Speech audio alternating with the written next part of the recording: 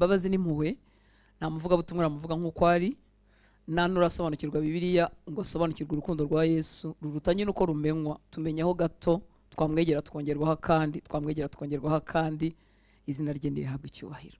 Tuzamubona nitugera mu ijuru kandi tuzatangarira imbabazi ze. Ndakwinginga kubw'imbabazi z'Imana gukingura umutima wawe, wihane, wizere wakubambiwe. Ni ukuri niba utari muri urwo rugendo urimo urahomba, urimo uratakaza umwanya. Ikintu cyose Satani yaba yaragupromisinze, yaba yarakwisheje ko azaguhera inahangaha, nta cyangana ubugingo buhoraho. Imana yemera ko ayo magambo agwa mu matwi yawe kugira ngo umutima wawe wizere ukire. Haleluya. Ndabashimiye rero mwese abo duhuje inyota yo kwicara ku birenge bya data. Imana nibishimirwe, abarinzi ku nkike by'umwihariko, nkuko dusanzwe tugira amasengesho y'imisatu tusoza ukwezi. Hari igihe bijijisha umuntu akabirwa igihe bizabera, ariko iteka biba ari kuwa mbere wa nyuma wa buri kwezi kugeza igihe bizahindukira cyangwa bigakomereza bitewe n'uko umwuka w'Imana atuyoboye, ariko biba ari uwa mbere wa nyuma wa buri kwezi. Wa mbere wa nyuma w'ukwezi rero haba ubwa uburi wonyine nk'uko uyu kwezi kumeze, bizaba ari itariki ya 31. Ni ukuvuga ngo amasengesho azatangira ku itariki ya 31, ku ya mbere, ku ya kabiri dukomeze mu kundi kwezi gukurikiyeho, ariko azaba ari amasengesho asoza uku kwezi kwa gatatu nk'uko dusanzwe tubikora. Kubwo ubuntu bw'Imana rero tuzayabanamo, aba ari amasengesho yo gusenga no kwiyiriza ubusa dushaka mu maso h'Imana. Imana ibiguhere umugisha. Tugira gahunda yo gusenga muri Nibature kuri Zoom mu gitondo muri ayo masengesho kuva saa 11 za mu gitondo kugeza saa 12, isaha imwe yonyine. Nikakunanire ujye wigwa mu bitotsi tubane. Ikindi turasenga buri wa gatatu kuri Zoom nanone muri Nibature mu gitondo. Hanyuma muri ayo misi y'amasengesho buri mugoroba nanone turasenga online kuri Zoom kuva saa 12 n'igice kugeza saa 2. Hanyuma turisegura ku bantu bose bakurikira channel zindi zijya zikicishaho inyigisho zacu. Ni byiza, Imana nibishimirwe, ubutumwa bwiza ntibusaza nubwo bwagaruka nyuma y'imyaka 3 gusanga buvuganye nawe. Ariko ikibazo tuhagirira nuko banyirizo channel batiha pen cyangwa batiha akete byibuza ko kugira ibyo beditinga nk'ibintu by'amatangazo by'ibiki bikajijisha abantu. Tubona abantu bari baduhamagara, amasengesho yabereye, igikorwa cyabereye cyararangiye nko mu myaka nk'itatu ishize. Turabasaba rero abo bantu nitugira umugisha ijwi ryacu rikagera mu matwi yabo, bazadufashe byibuza bajye bihangana bediting. Ikindi bera b'Imana, ni byiza ko twumva ubutumwa bwiza, ariko dukwiriye gukura nidukururwe n'amatitire bashyiraho atabaho. Reka mvuge ngo atabaho. Urugero nka titire nabonye ubushize yari iri ku nyigisho yanjye yitwaga ngo isengesho rituma umuntu asubizwa ibintu byose. Seriously ndavuga intu koko ubu iyi titire nayishyiraho se ngewe se nasubijwe byose ku buryo naba mfite umuti wo ahantu bakanda. Ibyo bintu rero niko kutumwa bwiza buragenda, ariko hari ukuntu bitwistinga bikica umutima w'icyashakaga kuvugwa. Hanyuma kuko abantu barushye, twese dufite ibituruhije, yabona nk'iyo titire agahita klikaho avuga ati ndakibonye igisubizo, akakibura. Igisubizo kiri mu kwegera Yesu, kuba umwigishwa we, kwegerana nawe. Ningira umugisha ijwi ryanjye rikagera mu bantu bizo channel z'ubungubu zirahari nyinshi zitariho na address ya banyirazo, nta nimero ya telefone iriho, nta email iriho, ntushobora kumenya uwo ari we ngo namugire inama ngo uti rwose urimo urashuka abera ngayo nguko. Rero channel tubaho yacu y'ibikorwa uyu munsi iba mu mazina yanjye Hortense Mazimpaka. Hanyuma abitwa barinzi ku nkike, abo tubana nk'abarinzi ku nkike duhura ku gicaniro cyo gusenga, uyu munsi turasengera kuri online gusa, nta hantu duteranira. Hanyuma tugira ibindi andi masengesho tukayakorera kuri Zoom, n'andi matangazo tukayakorera kuri Zoom no muri groupe ya WhatsApp. Uramutse uri umurinzi ku nkike ariko utibuka n'ibyo bya groupe, utazi n'ibyo bya Zoom igihe bibera, ngwino kuri groupe. Ushobora kuza kusaba abo muri media bakaza kudushyiraho wenda bya bindi bajya bashyiraho ku buryo ushobora kuza muri groupe kugira ngo ujye umenya mwene ibyo ngibyo bitareba YouTube. Imana cyangwa badura kuri YouTube, Imana ibahe umugisha. Ninginge aba bene data niba koko ari abakristo bikora topic zishukana, kuko iyo utangiye kugenderera kugira umubare w'abakureba mwinshi, ibyo bintu bishobora guhura n'ubutumwa bwiza. Nuvuga ngo niba inyungu yanjye ibaye kunguka, ibaye amafaranga, biragoye ko nanone nagira indi nyungu y'ubugingo bw'umuntu bukizwe. Kandi reka mbabwire, Uwiteka niwe utanga umugisha. Atawuguhaye washuka abantu ariko ntiwawuhabwa. Yawuguhaye kandi nta kintu cyakubuza kuwuhabwa. Ni ukuri niba umuntu ari umukristo akandika ngo isengesho, ubundi ibyo nibyo abapasiteri babashukanye, abigisha bijambo ry'Imana sibwo nabaki, abavuga nyine ibyitwa ubutumwa bwiza ariko butari bwo babashukanye, nibo bashobora kugira topic nk'izo ngizo. Nta hantu Yesu yigeze adusigira ngo nukunguko umuntu yasenga agahita asubizwa ibintu byose. Oya, nawe ageze mu gashyamba ka Gitsimani yaravuze ngo data niba bishoboka igikombe cy'indenge ariko nagira ngo bye ko uko nshaka bibuko ushaka, kuko Imana ifite imigambi, Imana ifite plan. Ni koko Imana ifite imigambi myiza kuri twe. Satani azaturwanya, hari n'ibyo Imana izemera kugira ngo dutozwe, kugira ngo amaboko yacu atozwe. None se no tuvuga ngo imbuto z'umwuka wera harimo kwihangana, harimo ibyishimo, harimo biriya bintu byose. None se kwihangana, umuntu agira imbuto yo kwihangana atagize ikimwihanganisha? Harimo urukundo. Urukundo ruba ruvugwa si urukundo rw'abankundiye, ni urukundo rwabo ntagombye gukunda ukoresheje ubwenge busanzwe, kuko bampemukiye, kuko bambabaza. Ariko urukundo rumera ku mwuka wera ni urukundo rurenga ibyo byose. Urwo se rwaza ryari? Nyine nuko nagira, reka nkoresha urugero rwa Emmanuel, nuko Emmanuel yambabaza akampemukira kandi ngakomeza kumukunda. Urwo ni rwo rubuto rw'umwuka wera rw'urukundo. Urukundo Emmanuel yampemukiye, sorry, ntabwo wampemukiye. Imana nibishimirwe. Reka rero ibyo nyine ubwo biba byambabaje kangombwa ko mbivugaho, ariko reka dukomeze mu ijambo ry'Imana. Kandi abo bene data nimba bakijijwe, Imana ibabarire kandi bahe kumenya igikwiriye. Haleluya. Kandi ikindi turabakeneye kuko bagera ku bantu benshi twebwe tutageraho. Ikibabaje nuko usanga kubera ko izo channel zabo ziba zifite izo topic zimeze gutyo zirebwa n'abantu benshi, kuko umuruho ni mwinshi. Abantu bose barashaka gutabarwa, abizera Kristo bihannye barashaka gutabarwa, abatarihannye barashaka gutabarwa. Niyo mpamvu ikintu nk'icyo kiba kimeze nk'ubumajisi, nk'ubukonikoni, ni nk'akanzaratsi ugiye guha umuntu ngo atabarwe. Rero bizarebwa n'abantu benshi, marerezoma bagera ku bantu benshi ariko bakabashyira ibitari byo. Imana y'imbabazi itugirire ubuntu. Reka rero tuganire ijambo ry'Imana numva Imana yashyize ku mutima wanjye uyu munsi kubw'imbabazi zayo. Narihaye umutwe uvuga ngo abafite inyota yo gutunganira Imana bazahazwa. Abantu bose bafite inyota y'Imana bazahazwa. Uwiteka ntabazabasiga mu kirere, ntazabarerega, ntazabihorera, bose azabahaza. Imana ihabwe icyubahiro. Reka ntangire nkoresha iyi Zaburi ya 42 ya bene Kora, itwereka uko baririmbaga bafite inzara n'inyota. Murabizi bo bagiraga aho bateranira na 42-43, bo bagiraga aho bateranira akaba ariho bahurira n'Imana. Twebwe uyu munsi ntiwa kunyoterwa n'Imana ni mu mutima, hanyuma ugahita uvuganira nayo unayishaka aho uri, ntukenera kugera ahantu runaka. Imana itugirire imbabazi. Zaburi ya 42 umurongo wa 1 kugeza ku murongo wa 3 ngo Zaburi yahimbiwe umutware w'abaririmbyi, ni indirimbo ya bene Kora yahimbishijwe ubwenge. Ngo nk'uko imparakazi yahagizwa no kwifuza imigezi, niko umutima wanjye wahagizwa no kukwifuza Mana. Nk'uko imparakazi yahagizwa no kwifuza imigezi, ni ukuvuga ngo imparakazi irirukanka kugeza igihe izagerera hari amazi, ikanywa igahembuka. Afata icyo kigereranyo wenda bitewe naho bari n'ibyari bibakikije, hanyuma aravuga ngo niko umutima wanjye wahagizwa no kukwifuza Mana. Abazi iki Kinyarwanda gikomeye cyiza kwahagira, ni ukuvuga ngo ntushobora guhembuka utabonye icyo wahagiriraga. Icyo cyakuhagizaga washakaga n'umutima wose, uhembuka ari uko ukibonye. Uzarebe nk'iyo wagize inyota nyinshi y'amazi, iyo umaze kunywa amazi wumva uruhutse. Iyo wakubiswe n'izuba ryinshi none ugeze ahantu hapfutse hameze neza wumva ikiruhuko cy'ukuri. Iyi nyota nicyo kigereranyo yaduhaye, yari afitiye Imana. Si iby'Imana itanga nubwo ibifite kandi bidusezeranya, ariko arashaka Imana mu bumana bwayo. Ngo niko umutima wanjye wahagizwa no kukwifuza Mana.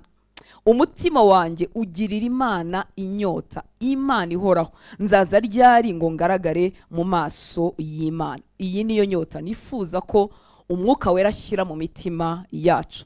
Iyi niyo nyota nsaba Data ngo natwe atudisponibilize, adutegure kugira ngo natwe twitabire, tuyigire, twebwe twitegure, hanyuma umwuka wera nawe ayidusukemo. Imana ishimwe cyane. Ngo umutima wanjye wahakizwa no kukwifuza Mana. Ni Imana mu bumana ashaka. Arakomeza avuga ngo umutima wanjye ugirira Imana inyota. Imana ihoraho arimo arabisobanura neza. Si ikindi arimo asaba, ni Imana, ni ukubaho kwayo. Ayibone aruhuke amarwe inyota, yinjire mu kubaho kwayo amarwe inyota, ahemburwe agubwe neza. Imana itugirire neza. Haleluya. Nta nyotewe nuko Imana imukemura ibibazo nubwo nabyo bikemura. Imana ishimwe cyane. Si ikibazo kimuteje kwahagira ashaka Imana, oya, nabyo ntacyo bitwaye, ariko ni bigufi cyangwa se bikwiye kuba nka esikariye ya mbere nk'itangiriro hepfo yo ngiyo, ariko si byo umuntu yakomerezamo. Nta nyotewe rero nuko Imana imukemura ibibazo, kuko icyifuzo afite nicyo kubona Imana, akayibona bagasabana. Imana ishimwe cyane. Iki cyifuzo cyo gusanga Imana bwidukemurira ikibazo tugihuriyeho abizera bakijijwe n'abatarakizwa. iki ni ikivuzo cya rusange ku bantu bose bafite ibibahinyuza, bafite ibibahiga, bose bakeneye ubutabazi bw'Imana. Mu by'ukuri nubwo harimo abantu baba batarizera Kristo ngo bihane bizere, ariko abantu benshi bazi ko Imana iriho, ntabwo bayihakana pe, ariko ntibanizeye umwana w'Imana, ntibakize icyaha cyabo, ntibamwizeye nk'umukiza, nk'umurengezi w'ubuzima bwabo ngo abakize, ariko bamubona nk'umutabazi. Bashobora no kubwira umuntu ibyo gusenga ntibabyizeye cyane, kuvuga ngo unsengere Imana ingire neza, ndarwaye unsengere, ubucuruzi bwanjye ntibugenda neza, unsengere mfite ideni. Ni ukuvuga ngo iki cyifuzo cy'iby'Imana iduha byina ahangaha byiza tugihuje n'abizeye Kristo n'abatari bihana, tugihuriyeho. Umva ukuntu kiri rusange cyane. Imana itugirire imbabazi. Kumusaba kwa dutabara mu bitugoye nabyo data yarabitwemereye. Ni ukuri yarabitwemereye. Data nyine ni data, ni papa, yarabitwemereye kumuzanira ibituruhije. Yaratubwiye muri Petero wa mbere 5:7 ngo muyikoreze amaganya yanyu yose kuko yita kuri mwe. Data azi igikwiriye, avuga ngo muyikoreze amaganya yanyu yose kuko yita kuri mwe. Nuko azi ko niwikora amaganya ntuzatera n'intambwe n'imwe. Mu bintu bituma abantu bayoberwa kuza k'umwami wacu Yesu Kristo harimo ivutu, ariko harimo n'amaganya y'isi. Yesu arabizi ko udashaka kuba mu bantu biteguye kuza kwe, barimo baharanira kuvuga ubutumwa bwiza ngo bataramumenya bakizwe, utsikamiwe n'amaganya. Niyo mpamvu yavuga ngo nyikoreze, yazane nyikoreza amaganya yawe yose kuko nita kuri wowe, irakayaringa. Imana ishimwe cyane. Rero ntacyo bitwaye kuyishyira ibyo ngibyo biturije ngo dutabare. Nanone mu rwandiko Paulo yandikiye Abafilipi igice cya 4:6 arongera avuga ngo ntimukagire icyo mwiganyira, ahubwo ibyo mushaka byose bimenywe n'Imana, mubisabiye mubyingingiye mushima. Ibyo mushaka byose ni byose. Hari ibyo mu mwuka, hari ibyo mu mubiri, hari ibyo mu marangamutima, hari ibyo detaye zose uko uzishaka uzibwire data.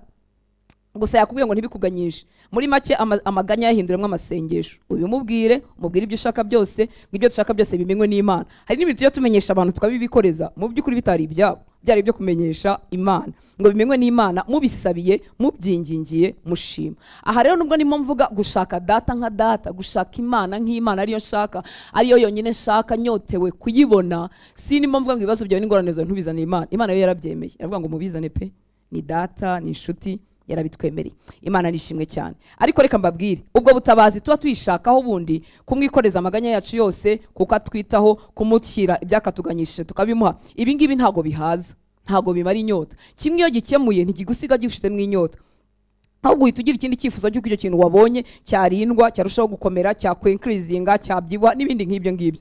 Ntabwo bihaza, gutabarwa kwako ntibimara inyota, yewe nta nubwo biduhesha ubumana muri twe. Naratangaye, ndibaza ko namwe bijya mutangara. Hari igihe umuntu Imana imugira neza ukavuga uti ngira ngo agiye kuyibona, ugasanga ntabiyabonye. Kandi Imana yamutabaye, mwese murabibonye, imukuye wa mugani ku cyavu nko tujya tubivuga, imuciriye inzira yarigoye, imukije indwara ikomeye, wajya kubona ugasanga Imana ntiyayibonye. Ibyo bintu muziko bidafite imbaraga zo kutwereka Imana. Icyama umutima wawe ukagirira Imana inyota. Imana ihoraho inyota. Imana ishimwe cyane, ntibihaza. Umva ibihaza rero naho data duhariza. Twavuze ngo abafite inyota yo gutunganira Imana bose bazahazwa. Haleluya. Muri Matayo 5:6 ndasoma Bibiliya yera ndetse na Bibiliya ijambo ry'Imana. Haravuga ngo Matayo 5:6 ngo hahirwa abafite inzara n'inyota byo gukiranuka kuko bo bazahazwa. Haleluya.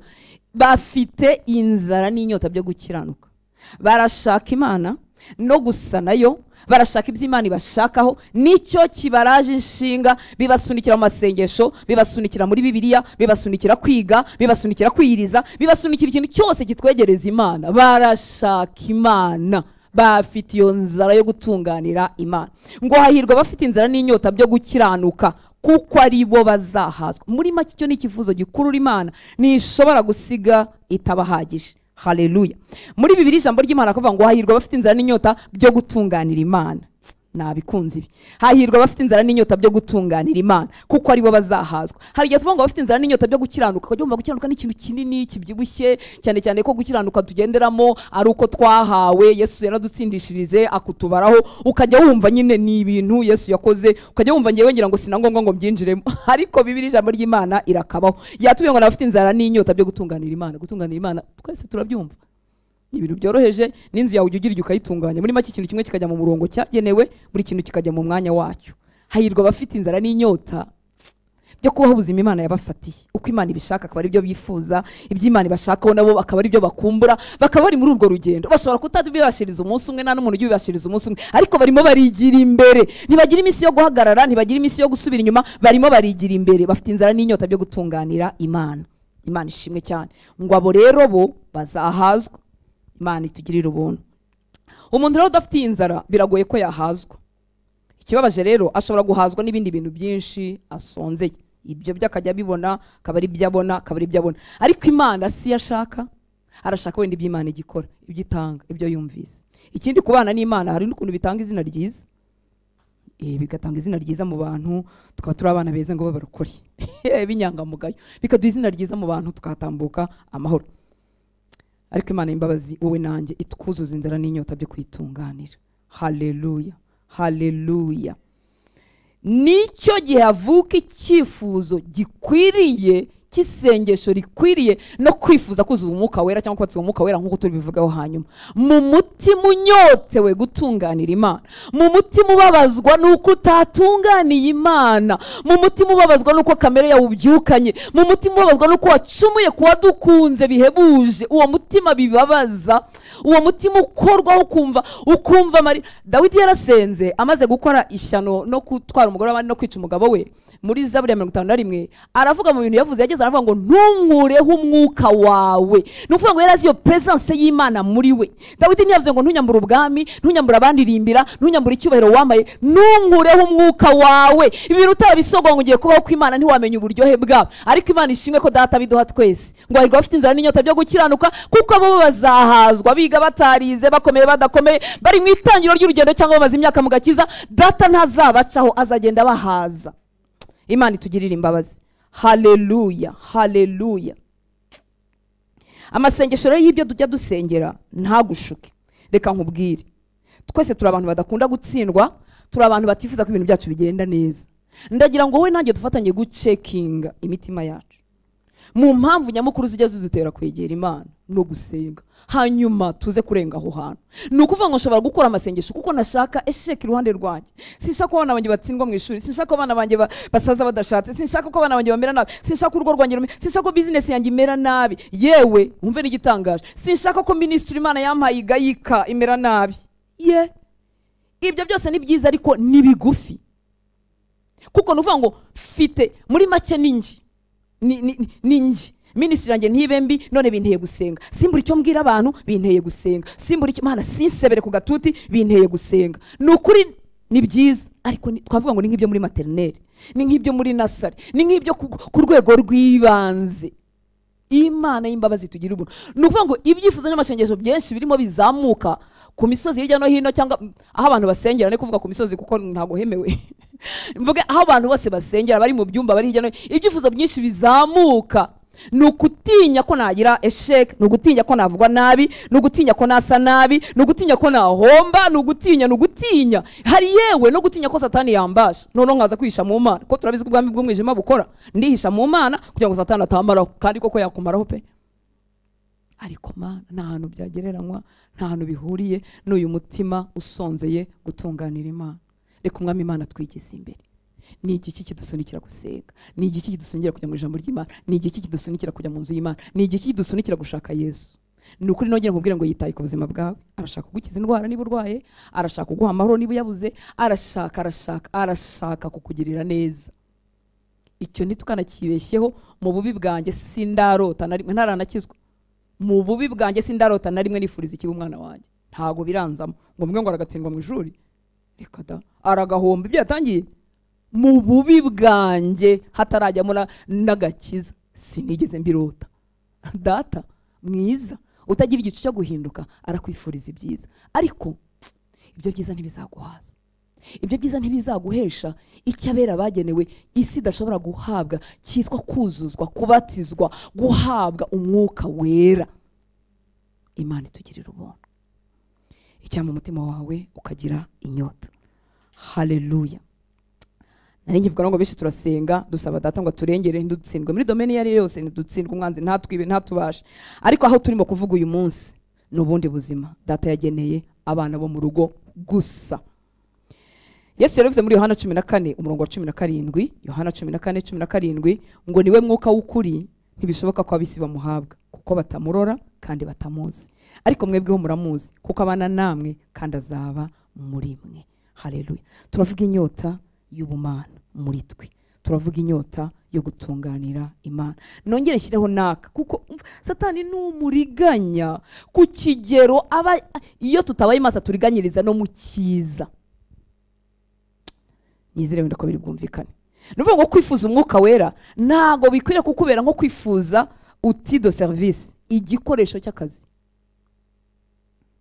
Kuko dukeneye umwuka wera ngo tubwirize, dukeneye umwuka wera ngo duhanure, dukeneye umwuka wera ngo dukoreshe impano z'Imana, dukeneye umwuka wera ngo tuvuge mu ndimi, tuzisobanure, aho basenga natwe tubashe gusenga. Ariko Satani ni umuriganya ku buryo aza kutwibira no mu cyiza. Muri make ugashaka umwuka wera nk'igikoresho cy'akazi. Cyangwa se abarokore baserutse mu mpano zabo, nanjye seruka nizanjye. Koko Imana itugirira imbabazi. Umwuka wera ni Imana muri twe, ntago ari igikoresho cy'akazi. Nubwo atanga imbaraga zisohoza imirimo y'Imana muri twebwe, zikora ibyo data yaduhamagariye, ariko nakaga ni ikinyoma kwifuza uwo mubatizo w'umwuka wera, kwifuza impano z'Imana zikorera muri wowe nk'igikoresho cy'akazi. Outil de service. Igikoresho cy'akazi ni ikintu urambika iyo urangije akazi, ni ikintu utora iyo ugiye mu kazi. Tumeze niba n'umukanishi tournevis, ndayifataho nkeneye kwifunguza mu kanya ndayinaga hariya. Ntitubana si ubusabane. Urumva icyo kinyoma Satani yazanye mu basenga nyamara bashaka gusenga, bakorerwamo n'impano z'Imana, bazengurutswe n'impano, ari umuntu agira itsinda asengera muri imwe impano z'Imana zikora zigaragara, hanyuma bikamusigamo nawe gushaka umwuka wera nk'igikoresho azaserukana mu bandi barokore bateranye. Imana itugirire ubuntu. Haleluya. Kwifuza umwuka wera rero icyabera bahawe isi idashobora guhabwa ni ukwifuza ibimpesha imbaraga zo gutunganira Imana, uko bavuze ngo hahirwa bafite inzara n'inyota byo gutunganira Imana. Kuko ubuzima bwa Gikristo ntago mvuga ngo buragoye, ahubwo ndavuga ngo ntibushoboka umwuka wera ataburimo. Reka nsubire mwaka, ubuzima bwa Gikristo ntago bugoye, ahubwo ntibushoboka umwuka wera ataburimo. Ntibubaho, ntibushoboka, ntiwakorera Imana guhuzwe n'imigambi y'Imana wuzuye ubushizi bw'amanga na zambaraga twabonanye intumwa, ntibyashoboka umwuka wera atabirimo. Ntiwagira no guhamirizwa muri wowe imbere bitaragira n'ibisavinga abandi, ibyanjyewe mwe imbere ntibyashoboka umwuka wera atabirimo. Twe kuvuga ngo biragoye, ngo gukizwa biragoye, ahubwo uvuga ngo ntibishoboka, gutunganira Imana ntibishoboka umwuka wera atabirimo. Imana itugirire neza. Kwifuza umwuka wera rero ni ukwifuza ibimpesha izi mbaraga zo gutunganira Imana. Mwibuke ngo hahirwa bafite inzara n'inyota byo gutunganira Imana, kuko ufite inzara n'inyota byo gutunganira Imana ibyo bizantera gusenga. Harimo n'abantu bahawe umwuka wera, babatizwa umwuka wera batanabimenyetso Imana kwa Cornelio. Cornelio ntiyarazi icyo ashaka, ntiyarazi icyo akeneye, ariko Imana yari ikizi, kandi gusenga kwe kwari kwarazamutse nk'urwibutso. Nuvuga ngo amasengesho yari yabaye nk'igicaniro, ariko ntiyarazi umwuka wera, ntiyari yamwumvise, ntiyazi ko namukeneye.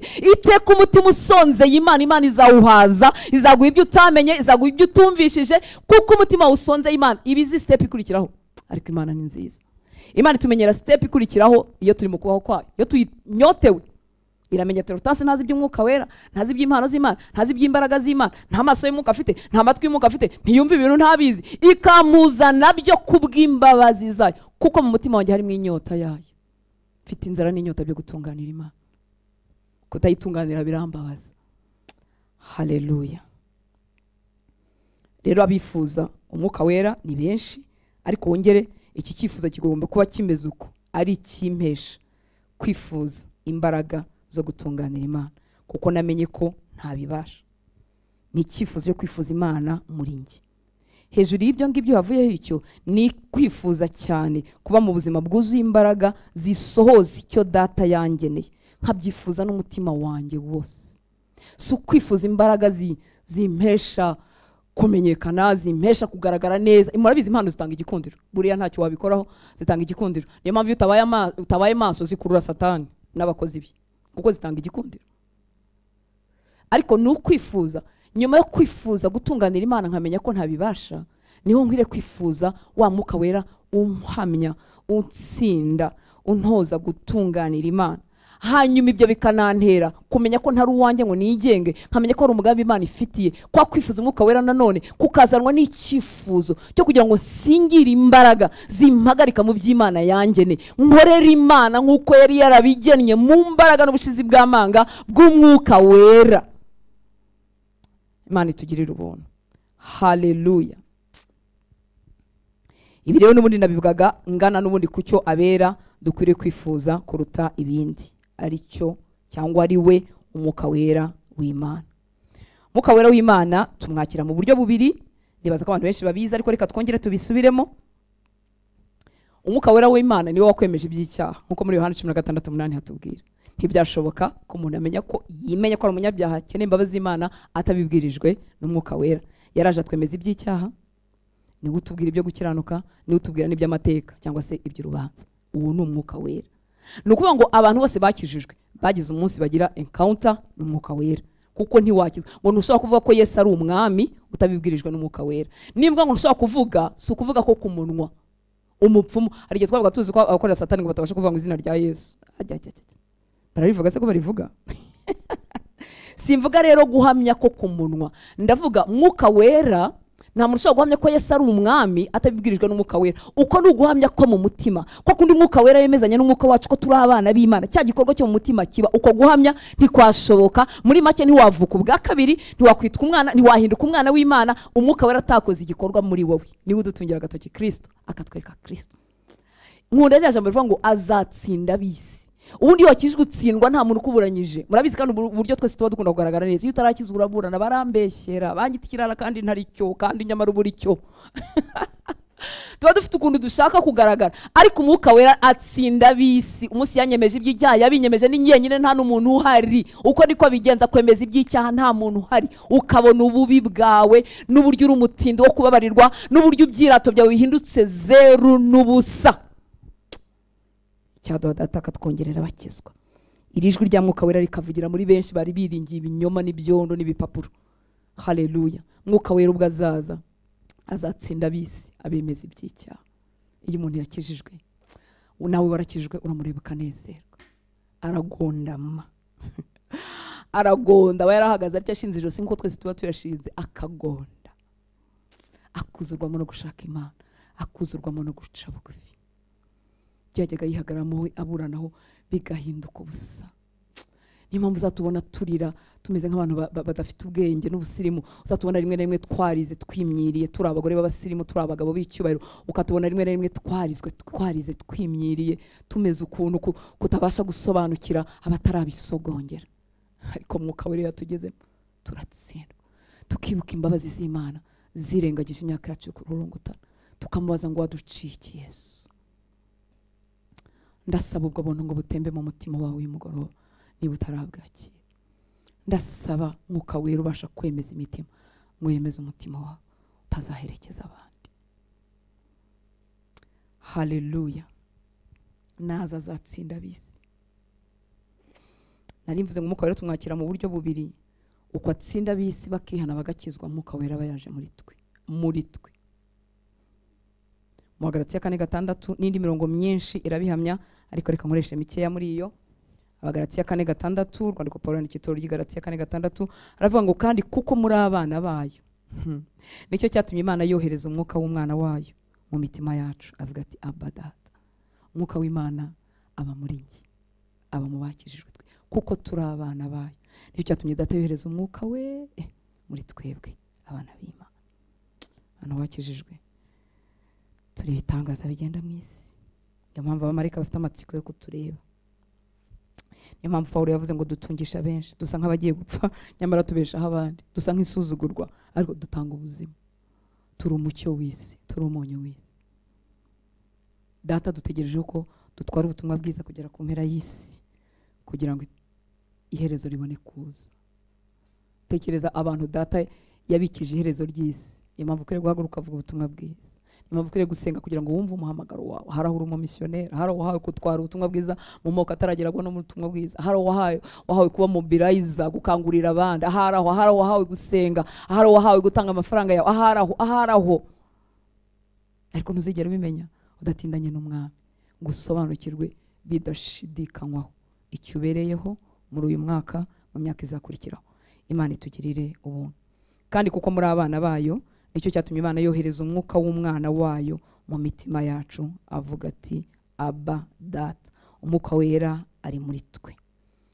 Ntiyatwemeza icyaha ari hanze gusa, yaraje aba muri twe. Abagize uyu mugisha wo kwakira umwuka wera kuri iki kibanza cyangwa iyi nshuro ya mbere, hari ikintu kibabaho bose. Bashobora kuba batarabasha ikintu, ariko ijwi ribabwira ngo icyo kintu uvuze si cyo, icyo kintu ukoze si cyo, uko witwaye si byo, urayobye, biriya bintu ugiyemo si byo. Rimwe na rimwe kuko inyungu mba ngiye gukuramo zifite uburemere na ampleur iruta iryo jwi, cyangwa ubwiza biri bunzanire uburyohe biri bume mu mubiri, niba ari icyaha kiri bwuzuze irari ryanjye bikaremera, ariko ijwi mba naryumvise. Kandi iyo nkirangije ijwi rirakomeza rikavuga, nkariburiramo amahoro. Ni biriya Dawidi yavuze ngo ntunkureho umwuka wawe, kuko icyaha kibuza umuntu wese wakijijwe, icyaha kimubuza amahoro. Umuntu utarakijijwe, icyaha ntikimubuza amahoro. Ashobora kuba mu nzu y'Imana kimwe natwe, ariko icyaha ntikimubuza amahoro. Ahubwo muri kimwe barimo apangiramo igikurikiraho n'ikizamwungura n'ikizamushoboza kugera ku byo ashaka. Ariko umuntu wese wakijijwe, wagezwemo n'imbuto y'Imana, ijwi ry'umwuka wera ntiriceceka, rivugira muri we, biri ukoze si byo, hari ugiye siho, urarengereye, ariya magambo ntiyari ngombwa. Ijwi rye rivuga ryongorera. Marezoma iyo tumaze igihe tutamwumva, twanga kumwumvira, tugera igihe imitima nama yacu ikanangirwa, ukajya ukora ikibi ukiyongeza ikindi. Hari igihe umuntu akubwira ngo ese ko umutima nama utancira urubanza, wagucira urubanza guteze kandi warapfuye. Zuka ubeho, umucyo w'Imana kumurikire. Iki rero nizere ko kiri busige twese tumenye ko twese abakijijwe tumufite muri twe. Kuko ari umuntu avuga ati ngira ngo buriya yahawe uriya, yahawe bariya, ngewe ntaraza.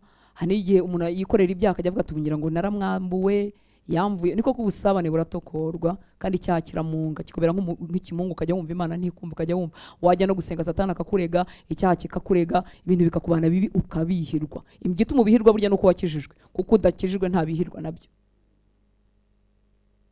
Ariko Mwuka Wera yagukurwamo gute? Kandi ari ugutereza kwihana. Ntabwo Imana ari uko imeze.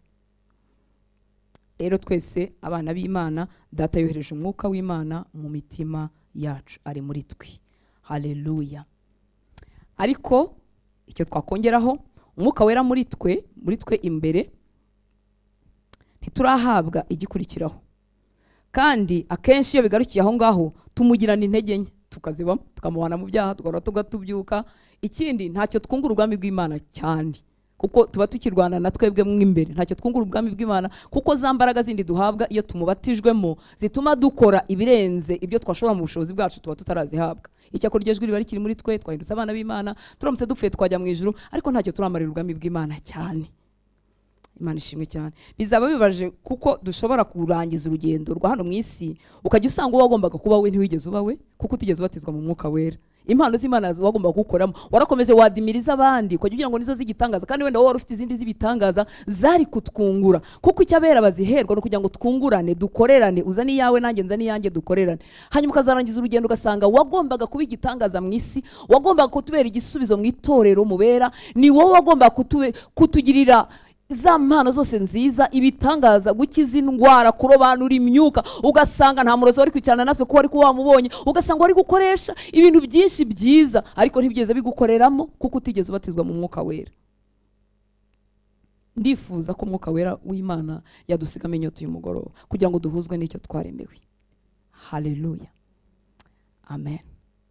Abo bantu rero umwuka wera bahawe umwuka w'Imana muri bo, benshi muri bo bacyuzuye ubwoba, bacyuzuye gutsindwa, nta mbaraga z'umwuka zikorera muri we. Icyakora barakijijwe, kandi umwuka w'Imana baramufite. Icyo kintu kizirikane, baramufite imbere muri we.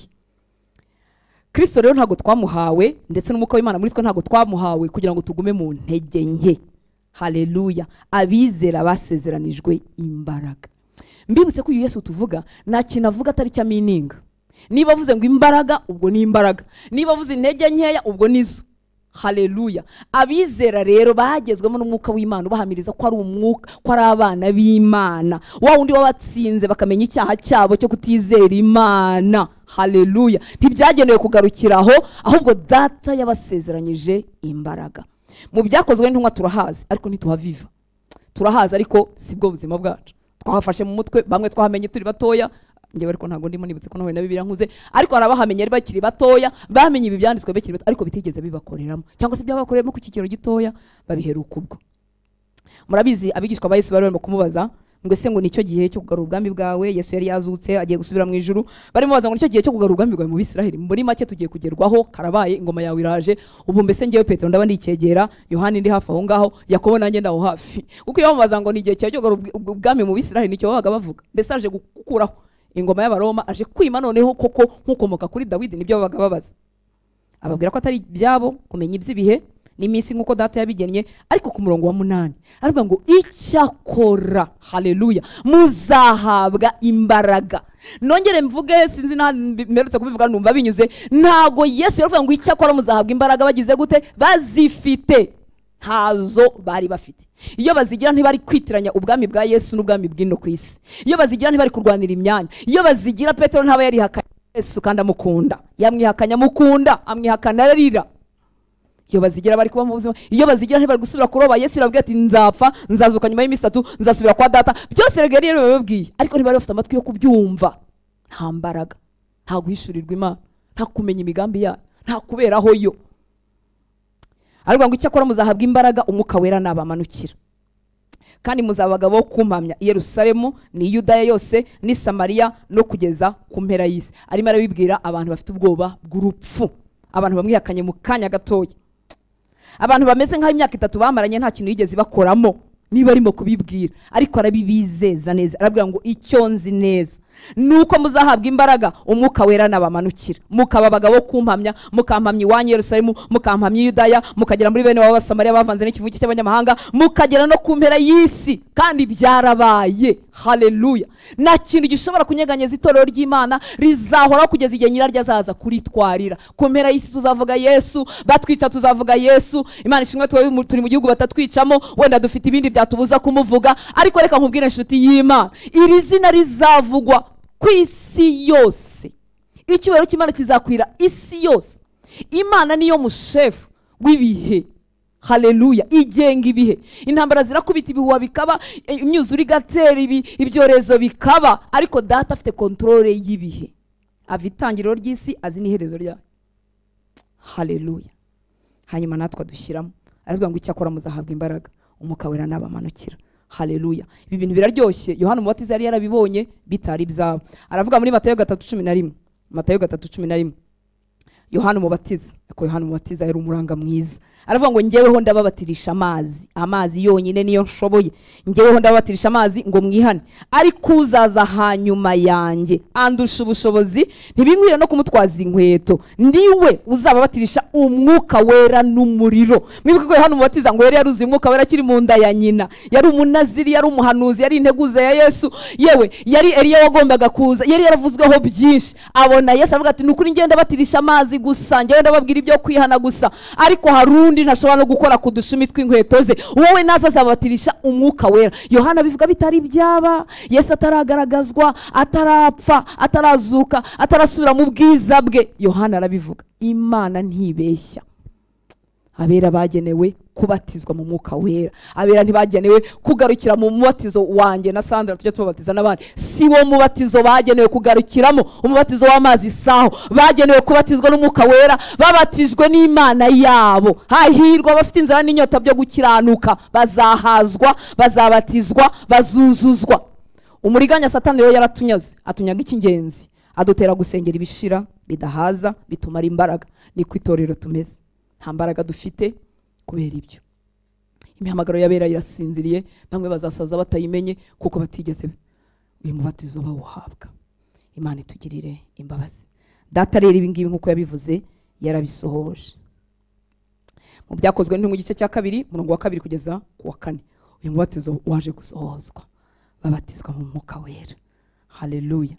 Byakozwe mu 2 kugeza kuri 4, ngo nuko umuriri ubatungura uvuye mu ijuru, umeze nk'umuyaga wuha cyane, ukwira inzu bari bicayemo, haboneka indimi zigabanije zisa n'umuriro. Ururimi rujya ku muntu wese wo muri bo, bose buzuzwa umwuka wera. batangira kuvuga izindi ndimi nk'uko umwuka yabahaye kuzivuga. Mwibuke ko indimi bavugaga ni izindi ndimi zacu z'abantu. Abantu bavuye mu bice bitandukanye by'ibihugu byari biriho, bose buri muntu wese akumva ubutumwa bwiza bwa Yesu Kristo mu rurimi rwe. Haleluya. Umwuka wera ntashobora kumanuka ngo biyobekane ko yamanutse hari ikintu kiba. Ibi ntibigutere gushaka sensation, emotion, nubwo nazo atari mbi, ariko ntibigutere kuba ari ibyo ushaka, kuko umwuka wera namanuka uzabimenya. Haleluya. Kandi iyo yatumanukiye turabimenya. Imana ishimwe cyane. Bamwe bazavuga muri izi ndimi twita iz'abamarayika, abandi ntibazazivuga, bo bazahabwa ibindi biberekanaho umwuka, kuko si cyo kimenyetso rukumbi, kuko nahangaha abigishwa bavuze indimi zumvikana zisobanurwa, ariko kandi ntibigutere guhakana indimi z'umwuka kandi tuzibona muri Bibiliya n'ubusobanuro bwayo. Ndetse na kiriya gice cyose Pawulo asa nk'uwageneye impano ntiyigeze azirwanya, ahubwo yaravuze ngo babikoreshe muri gahunda. Uhanura natangira guhanura, uhanuraga mbere aceceke. Ikindi ndimi ngo zirungura nyirazo, zintera kunguka mu mwuka. Nazireka gute kandi zinyungura mu mwuka? Nkeneye ko umwuka wanjye uhora uhembutse. Ariko igihe indimi nzirimo nzivuga imbere y'abandi, niba hatabonetse uzisemura cyangwa uzisobanura, cecekere mu iteraniro. Kubera iki? Ibyo nimo kuvuga ntibirimo kumvikana, ariko ntigeze atubuza kuvuga indimi turimo dusenga. Uzajya ubyumva neza, usome ibyanditswe ugenda buhoro. Imana ishimwe cyane. Ikindi kinyoma kijya kibaho abantu bakabigirira ubwoba, ni ukwibaza ngo ese ngo nimvuga mu ndimi nkavuga iz'abadayimoni. Ibintu ntabwo nzano byavuye, ariko ntabwo wasaba data ngo yitabe Satani. Ese no kuvuga ko nta bantu babihimba, nabo barabihimba. Ese kuba ibintu bya abantu bakoze ibya fake biravuga ko ibizima tubireka? Hoya, ntabwo tubireka. Ababihimba barabihimba kugira ngo nyine bagaragare nk'abanyamwuka bemeza abantu. Ibyo bizahoraho. Yesu yaratubwiye ngo urukungu n'amasaka bizakurana kugeza igihe nyir'umurima azaza gusarurira. Niko bimeze. Ababihimba bazahoraho, ariko kuba umuntu yabihimbye ntibivanaho iby'ukuri, kandi byanditse muri Bibiliya. Wikwibuza kubisengera, wikwibuza kubyifuza. Ikindi cyifuzo cyawe kigoye kuba gutunganira Imana. Nakubatiza ugatangira kuvuga mu ndimi, Imana ibishimirwe. Nakubatiza ukagaragaraho n'izindi mpano nyinshi atanga, Imana nibihererwe icyubahiro. Icyakora uzamenya ko hari ikintu cyakubayeho. Haleluya. Kandi natwe tuzabibona, kuko bizazana itandukaniro nkuko byagendekeye bano bakozi b'Imana. Imana ishimwe cyane. Bose buzuzwa umwuka wera, batangira kuvuga izindi ndimi nkuko umwuka yabahaye kuzivuga. Reka ncishemo gato mbere ko ngaruka muri kino gice. Nongera nkubwire ngo ntago data yamutanze amugeze. Ntiyatanze ngo ajye atanga gake gake. Muri Tito yarabivuze, akoresha ijambo mu Kinyarwanda nkunda rivuga ngo nukuducuncumuriraho. Gucuncumura si bitonyanga, no gusuka ku bwinshi. Mwibutse ko kuri kuntu Yohana yavuze ngo we uwo ngo ntashobora gutwaza n'inkweto ze, ngo wazababatirisha umwuka wera. Umubatizo byavugaga kurengerwa. Nuvuga ngo ndajya mu mazi ndengerwe. Niyo mpamvu Bibiliya itatubwira umubatizo w'amazi make, na mubatizo kora ko birashushanya gupfana na Kristo no kuzuka. Ndarengerwa. Nuko kubatizwa rero nukurengerwa n'umwuka w'Imana. Niyo mpamvu ari umwuka w'Imana muri twe. Byarenze umwuka wera muri nje umesha kwihana, ahubwo bibaye umwuka wera. Nkuko mbatizwa amazi akandengera, niko umwuka wera mwambaye andiho aranyuzuye. Kandi imbaraga z'Imana zijyanye n'impano yangeneye zizakorera muri nje. N'ubushizi bw'amanga bw'igitangaza bukorere muri twe, no kunesha iby'isi n'ubwoba bw'isi bikorere muri twe. Rero yavugaga umubatizo, ababwira bazi umubatizo icyari cyo. Imana ishimwe cyane. Haleluya. Hanyuma hangaha rero mu byakozwe nk'uko twabonye yarasutswe. Niyo mpamvu ijambo ryo muri Tito ndikunda, kuko byitwa gucuncumura. Gucuncumura ngo ufite amazi menshi mu gitanka kinini ukayamena ku muntu wese akava ku mutwe akagera ku birenge akamwuzura. Imana ishimwe cyane. Haleluya. Ntiyamutanze amugeze. Tito 3:4 kugeza kuri 6 murongo shaka n'uhera. Tito 3:4 ngo nyamara kugira neza kw'Imana umukiza wacu n'urukundo akunda abantu bibonetse, byarabonetse inshuti z'Imana, iradukiza itabitewe n'imirimo yo gukiranuka twakoze, ahubwo kubw'imbabazi zayo idukirisha kuhagirwa, ariko kubyarwa ubwa kabiri, ikadukirisha no guhindurwa bashya. Ibi ni byo kuba regenere, guhindurwa mushya. Mwikadukirisha no guhindurwa bashya n'umwuka wera. Byose bikorwa n'umwuka wera uwo yahaye Yesu Kristo. Umwuka wera uwo data yahaye Yesu Kristo umukiza wacu kuducuncumuriraho cyane. Nujya muri Bibiliya ugenda buhoro uzaryoherwa. Haleluya. Data yahaye uwo mwuka Yesu ngo awuducuncumureho cyane. Ni cya gitanka kinini kirimo amazi menshi asukwa ku muntu, umuntu agatoha rwose akarekeraho kubaho kubwe. Kandi abagize umugisha wo kubisogongera, n'ukuri hari ibintu bikubaho cyangwa wakorera Imana mu mpano y'Imana ukabizi neza ko ibyo bintu atari wowe. Kavuga ati rugero nivuze nkavuga ngo utandakuzi uriya si wowe, biriya ntiwabishobora. buriya bushizi bw'amanga ntabwo ugira tubiziranyeho, hari ahantu ntabwo wari kwihanganira urutandakuzi, nawe ujya ubwira wowe wawe nanjye mbwira utase nkabwira utandakuzi uriya si wowe, uwo yaduhaye kuducumuriraho cyane. Nta mutanga mwimana, nta mutanga nk'aho atadukwira twese, oya. Abasukiwe rero bagira impinduka zigaragara muri bo ndetse no kuri bo rwose pe, bidashidikanywa. Ubu bwabo ntibabishidikanya, natwe babareba tubona ko hari impinduka zabaye muri bo. Hanyuma muri iki gice cya kabiri turimo cy'ibyakozwe n'intumwa, manifeshe nihute. Byakozwe n'intumwa 2:14, tumanuke gatoya. Haravuga ngo ariko Petero ahagarara nabo 11 ababwiza ijwi rirenga ati, yemwe bagabo b'i Yudaya. Ubwo bamaze gusukirwa, imbaraga Petero yarazifite, ubuzima bwa Petero bwahindutse, uwihishaga wari ufite ubwoba agiye kuvugana ubushizi bw'amanga. Ikindi mwibuke ko bavuze ngo aba bantu basinze. Muri make hari ibyabaye, hejuru yo kubona indimi z'umuriro hejuru yabo, hejuru yo kuba bavuga indimi bene abo bantu bose bavuye mu bice bitandukanye bumva, hari n'inyifato yatumaga bamera nk'abasinze. Mwuka wera ntateza akavuyo, ariko kubera ko ari ubumana bishobora kuremerera umubiri w'umuntu akifata mu buryo bumeze nk'ubusinzi. Niko yavuze ngo ariko Petero ahagarara nabo 11 ababwiza ijwi rirenga ati, yemwe bagabo b'i Yudaya n'abatuye Yerusalemu mwese mwe, ibi mubimenye kandi mwumvirize amagambo yanjye. Aba ntibasinze nk'uko mwibwira, kuko bari isaha ya 3 y'umunsi, ahubwo ibyo mureba ibi byavuzwe n'umuhanuzi Yoweli ngo 17, Imana iravuze iti, uku niko bizaba mu minsi y'imperuka. Nyemera tugende buhoro. Niko bizaba mu minsi, nzasuka ku mwuka wanjye. Nzagira gute? Nzasuka, nzacuncumura cyane, nzasuka ku mwuka wanjye ku bantu bamwe na bamwe ku bantu bose abafite inyota bose nibaze, nkuko Yesu yabivuze muri Yohana 7. Ngo Imana iravuze iti, niko bizaba mu minsi y'imperuka, nzasuka ku mwuka wanjye ku bantu bose, kandi abahungu n'abakobwa banyu bazahanura, n'abasore banyu bazerekwa, n'abakambwe babarimo bazarota, ndetse n'abagaragu banjye n'abaja banjye muri iyo minsi nzabasukira ku mwuka wanjye bazahanura. Ntabwo umwuka weraje abantu bahanura ngo berekwe gusa, ahubwo impano ziri surnaturel, ubuzima burenze aho imbaraga za utanse n'ubwenge bwa utanse bwagera butangira gukorera muri bo. Mana ishimwe, haleluya. Muri make umwuka akorera mu bantu iby'imbaraga n'ibitangaza by'Imana.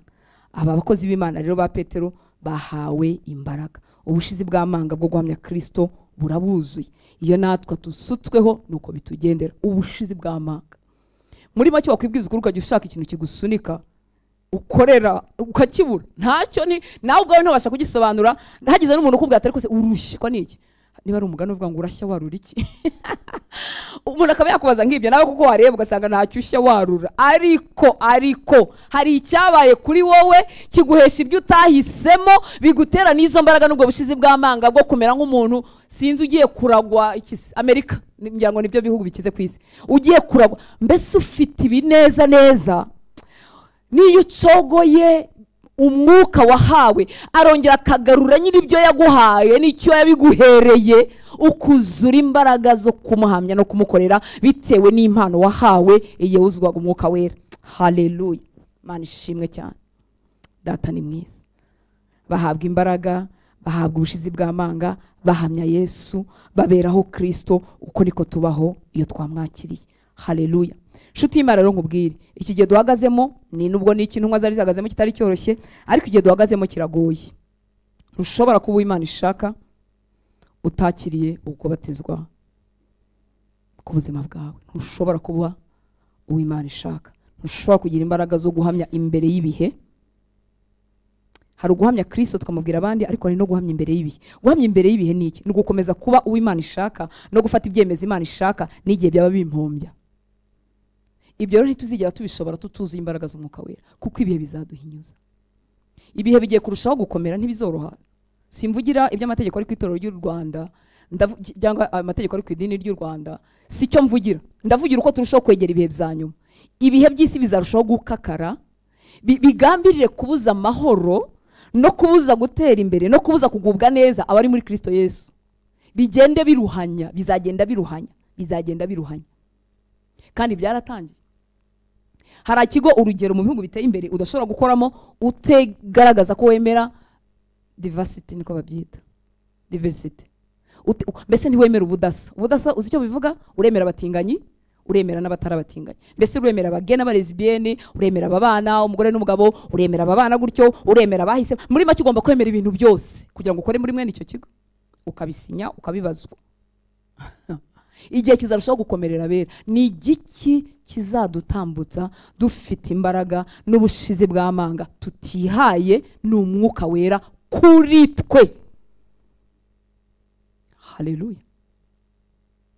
Umwana w'Imana buri imbaraga agasohoka mu kintu abizi neza ko ari cyo cy'Imana akagisoka. Urugero ananiwe kwihanganira umugabo, cyangwa ananiwe kwihanganira umugore, cyangwa ananiwe kwihanganira umukoresha, icyo kintu abizi neza ko ari cy'Imana yamushakagamo, ariko imbaraga zikigomamo akazibura abizi, azi icyo ijambo ry'Imana rivuga n'ibindi, ariko akabura imbaraga. Hanyuma yabura imbaraga akibonera n'inzitwazo zumvikana, hanyuma abanyantege nkeya bakamushyigikira muri izo nzitwazo. Ariko iyo umuntu afite umwuka wera kuri we, amuhereza ubushizi bw'amanga bwo kubaho ubuzima busonzeye gutunganira Imana, nubwo yaba ahomba mu buryo bwose. Guhomba si mu mafaranga gusa, hari igihe uhomba mu marangamutima. Ukaba urugero uhagaze nko ku ijambo ubizi neza ko bivuga ngo umuntu watandukanye ntabwo yemerewe kongera gushaka, aguma ari unmarried nk'uko Bibiliya ivuga. Iryo jambo rikagukubita kuko rirakomeye. Hari igihe utandukana uri mutoya kandi uwo mwatandukanye ari we waguhemukiye n'ibindi ngibyo. Ariko iryo jambo ukaburizi, ariko ukabura imbaraga ukazibura kuko ntiwaziha. Ukavuga uti ubuse nzabaho ntashatse kugeza nshaje, ubuse nzategereza uyu mugabo ntazigiye azagarukira, ubuse nzategereza uyu mugore ntazigiye azagarukira. Ariko abafite umwuka wera kuri bo, haleluya, abahereza imbaraga zo gutunganira Imana no mu bintu bidakwirwa mu bwenge. Turamukeneye bera b'Imana. Imana itugirire imbabazi. Nisegura ko ntabwo urimo kugushinyagurira iyo waragize ibyago byo gutandukana. Sindimo gushinyagurira niba umugore yaragutaye, sindimo gushinyagura niba umugabo yaragutaye, sindimo kugushinyagura niba yarakubabaje, yarakubwiye amagambo ateye ubwoba kwica ugatakaza umuntu. Sindimo kugushinyagurira. Nzi umubabaro wa mwene ibyo bintu, ariko ndimo ndakubwira icyo Imana ivuga. Ndimo ndakubwira imbaraga z'umwuka wera zibesha abantu basanzwe mu bintu. Ubyo natsindiwemo abari byo mpita ngiramwe abantu inama ko bakwiriye gutsindwa nkanjye. No. Kandi ibyo nyine ntiwabishobora, ariko umwuka wera kuri wowe azagushoboza ibyo abantu basanzwe badashobora. Niyo mpamvu data yabwiye abigishwa be, nubwo byihutirwaga byarihutirwa ko bagenda, ariko arababwira ngo ntago iyo bagenda ntibari kubishobora, bari gupfa bagashira, ubwoba bwari kubica, bari kujya bahamya hamwe, uwa kabiri bajya kumuhamya, ubwoba iki Petero akabarahubutse, bikaba biravanze, bikarangira itorero rikazima. Yesu arababwira ati nubwo mwihuta, nubwo mufite ibyo kujya kuvuga, ariko nimwicare mubanze muhabwe imbaraga z'ibihe byose, imbaraga zishoboza umuntu gutambuka mu bihe byose. Imana itugirire neza. Haleluya. Haleluya. Hanyuma rero uko nukubatizwa ari ryo tangiriro, no kuvuga ngo hari umwuka wera muri nge, hakaba n'umubatizo mpabwa n'umwuka wera, ni data ubigena mu buryo ashaka. Haleluya. Hanyuma babatijwe ntibagarukiraho, barakomeza bakuzuzwa. Hari umuntu yaragize umugisha yarabatijwe mu mwuka wera nko muri 2000, mu mwaka wa 2000, akaba ari bwo yabatijwe mu mwuka wera. Wa muntu wari umugaye maze imyaka mugaye ku muryango w'urusengero, hanyuma barabakangisha, hanyuma ahagaze imbere y'abatambyi, ahagaze imbere y'abigisha amategeko, ahagaze imbere y'abanditsi, ahagaze imbere y'abakuru b'insengero, abasanzwe babafunga, babandi bishe Yesu, ahagaze imbere yabo. Petero wahindutse, babandi yihishaga niba arimo avugana nabo, kandi biracyari vuba ko Yesu asubiye mu ijuru vuba aha ngaha, ariko Petero wahindutse arimo aravugana nabo, kandi nawe bashobora kumufata bakamwica. None se niba barishe Yesu, Petero we bamunanira kumwica? Ni umunota umwe, n'umuri niko byarangiye, baramwishe, ariko nta bwoba namba. Izo si imbaraga za Petero. Izo ni imbaraga z'umwuka wera twagenewe, twemerewe, dukwiriye gusaba. Haleluya. Ngo nuko Petero yuzuye umwuka wera, Imana ishimwe ko Bibiliya yarabitwandikiye in case tubyibagiwe. Ngo nuko Petero yuzuye umwuka wera arababwira ati, batware b'abantu namwe bakuru, uyu munsi turabazwa ibyo twagiriye neza umuntu wari uremaye, kandi turabazwa icyamukijije. Ariko mumenye mwese n'abantu bose bo muri Isiraheli yuko ari izina rya Yesu Kristo w'i Nazareti uwo mwabambye. Petero we baragukurikizaho, ntacyo bimutwaye bamukurikizaho, ariko afite ubushizi bw'amanga butari ubw'umuntu.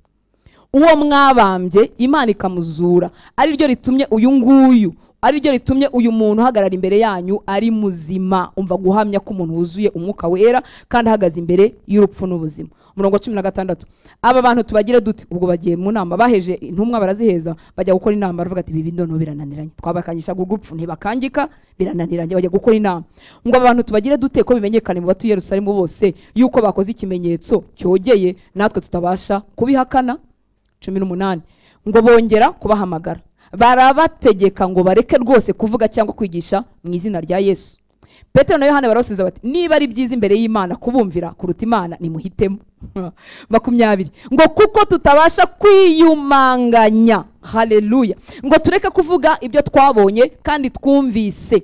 Bamaze gusenga 31 nasimbutse, ngo kuko tutabasha kwiyumanganya, ngo tureke kuvuga ibyo twabonye kandi twumvise. Uko kutabasha kwiyumanganya ni umurimo wa mubatizo wababayeho w'Umwuka Wera. Abari mu muhamagaro w'imirimo y'Imana murabizi ko hari igihe dusezera ku Mana. Mana ishimwe ntago nyisezera, ariko nagize imyaka yo kuyisezera we.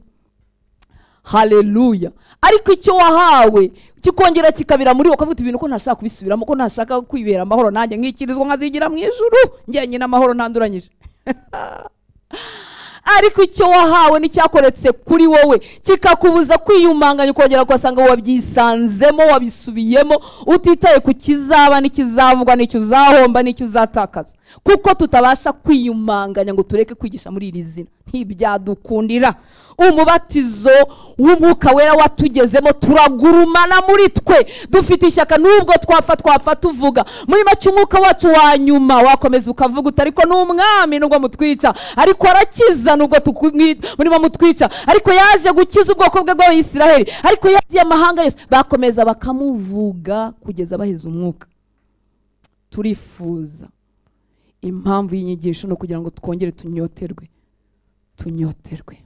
no kubatizwa, tunyoterwe no kuzuzwa, bidutere gusenga, bidutere kwiyerana n'Imana, bidutere gushaka ubuzima itorero n'abera twanyazwe, bidutere kudashaka Umwuka Wera nka outil de service, gikoresho cy'akazi. Twarayobye kubera ko Imana iticuza impano zayo. Akenshi abantu bagumana impano bari barahawe kuko Imana ikunda abantu.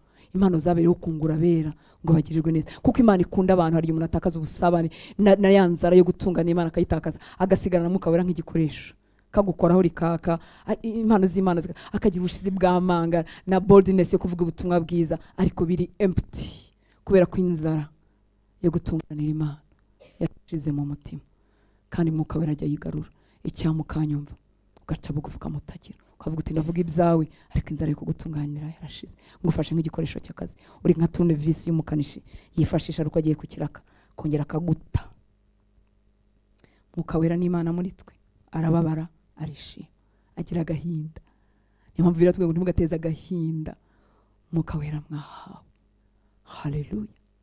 Iyo abaye igikoresho cya service, iyo abaye igikoresho cy'akazi, agirira agahinda ubuzima bwa Hortense. Ariko Hortense anyiyambaza, agiye kubwiriza ngo abone yahava, anyiyambaza kugiye runaka, ubundi akanjugunya, akayobora ubuzima bw'uko ashaka. Mbibutse ko twese abanyotewe Umwuka Wera. Umwuka Wera yahageze arayobora. Mba nikundiraga kureba aha, kajya mbwira atari kubu harageze ko tuzajya tureba. Ubwo rero nukwemera byombi, ibyo atanga bitwuzuza ubushizi bw'amanga, bitwuzuza kumukorera dufite imbaraga, ariko no kwemera kuyoborwa nawe. Kuyoborwa nawe ni kwiza kuko iteka kuzatujyana hahandi ho gutunganira Imana. Imana itugire neza. Ku murongo 31 nongere ngubire ko kubatizwa atari uko ari rimwe, nako nuko ari rimwe, hagakomeza kuzuzwa kw'ibihe byose tuba tukiri mwisi. Ngo bamaze gusenga, ubwo bumvise ibyo bikangisho, baravuga ati bikangisho ni byinshi, bahita bahuza umutima nabo basanze intumwa bagenzi babo nabo bari kumwe. Ngo bamaze gusenga barasenze, bavuga amagambo menshi hagati ya 20 na 30. Ngo bamaze gusenga aho bari bateraniye haba umushyitsi, bose buzuza Umwuka Wera, bavuga ijambo ry'Imana bashize amanga. Bamaze gusenga bakifuza gusohoza icyo Imana yabaremeye, ari nta kindi bashaka, nta yindi nyungu, ahubwo basize ibyabo, nta yindi nyungu, barasohoza. Bose ni intumwa, Imana yarabahamagaye, bagomba gutwara ubutumwa bwiza aho butari bwagera. Nibo bagiye gutangiza hirya no hino bashyiraho urufatiro. Bamaze gusenga aho bari bateraniye haba umushyitsi, bose buzuzwa Umwuka Wera, bavuga ijambo ry'Imana bashize amanga. Muri make basohoza icyo baremewe bashize amanga. Imana itugirire neza. Nicyo kintu rero cyihutirwa nyuma yo gukizwa, ni ukubatizwa, ni ukuzuzwa Umwuka Wera. Umwuka Wera mfashe nimundambirwe ndangize. Haleluya. nicyo kintu cyihutirwa nyuma yo gukizwa. Malheureusement, unfortunately, ikibabaje twaranyazwe mu nyigisho twumva.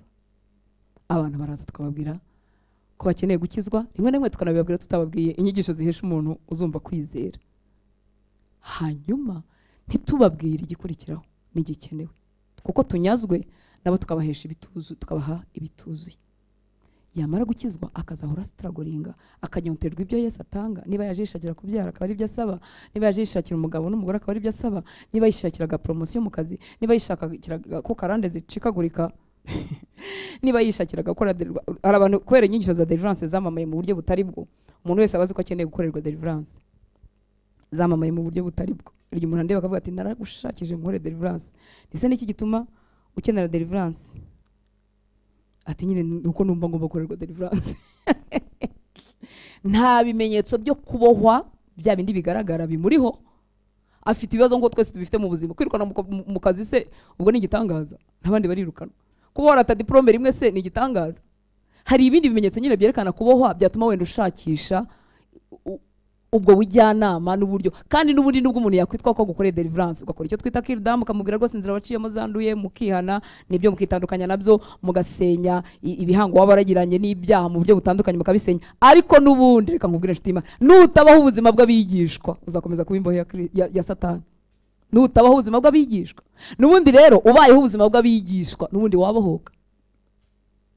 Wabohoka, kuko ukuri niko kubatura. Iyo rero wibwira ko gusengerwa n'umuntu rimwe, kuvugana n'umuntu rimwe bizaba bihagije, ugasubira mu buzima wabagamo, urimo uratakaza umwanya. Imana itugirire ubuntu.